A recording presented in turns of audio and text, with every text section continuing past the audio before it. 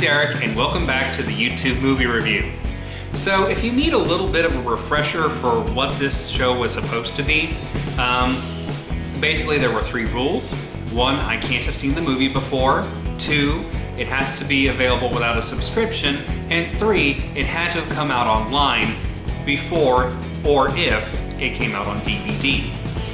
Well, this movie's a bit of a fluke because I saw this movie over at my parents' house and I didn't realize that they were logged into their YouTube Red account. So it's on me, I should have made sure, but I'm still gonna do it anyway because otherwise I sat through it for nothing. So this is going to be the YouTube movie, The Thinning. For those of you who don't know, this is the movie that Logan Paul made for YouTube Originals. And I have to admit I went in with a bad taste in my mouth to begin with because I don't like Logan Paul. I don't appreciate his style of humor, and then everything that he did in Japan around the first of this year, including the bit that he did in Aokigahara, I found so distasteful. Not just the Aokigahara bit, but everything he did in Japan. I lived in Japan for 2 years, and I absolutely love Japan, and I can't stand it when people think that it's funny to make fun of an entire culture that way. It was really bad. I'm going to try my best to keep my personal views about the actor out of this reaction, because even if he is not a good entertainer in my view, he is entertaining to some people. And because of that, I need to just be a neutral body. After all, what is a critic if not neutral? So, this movie is an hour and a half long. Let's get started.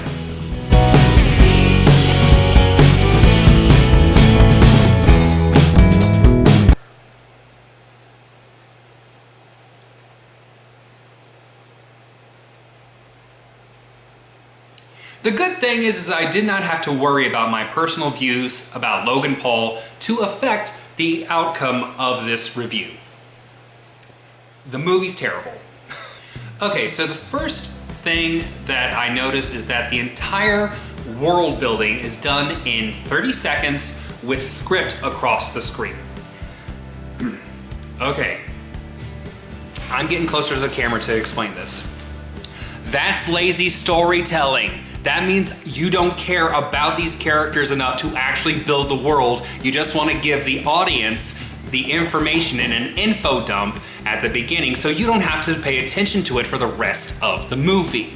And I understand that this actually has a tradition in film, okay? It goes a long way back in cinema, but there's a purpose for that.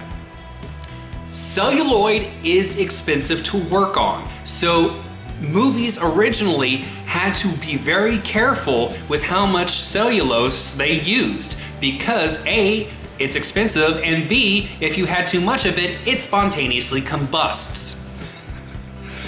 The fact that this is shot on digital video, you don't have to worry about that.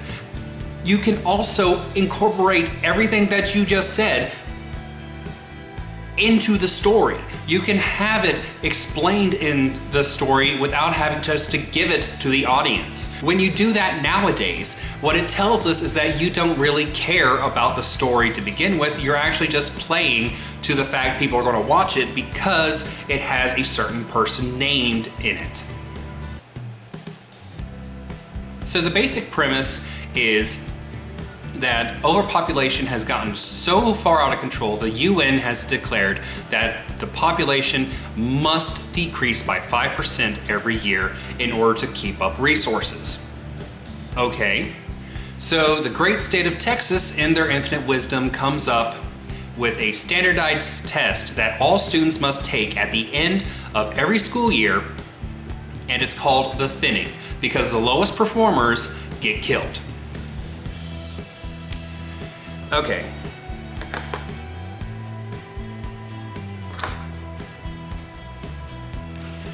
You don't kill the young. When it comes to culling, you don't start with the young. You start with the elderly and the infirmed. The reason being is because the young, even if they aren't the brightest crayons in the box, are still able to work in order to create resources. The elderly and the infirmed aren't able to. They are too weak to actually work, and therefore they are taking resources without increasing resources.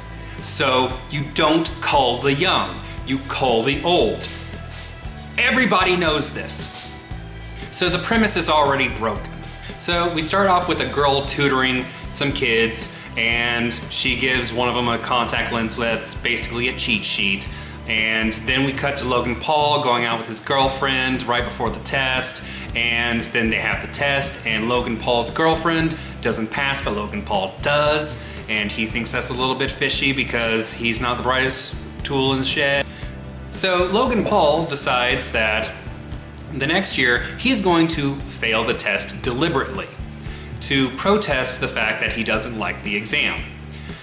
He explains this in a video that was supposed to be sent to his father after the test, but his father found it before the test, so he goes in to rig the test. So Logan Paul passes the test, but the girl who was the tutor beforehand somehow fails.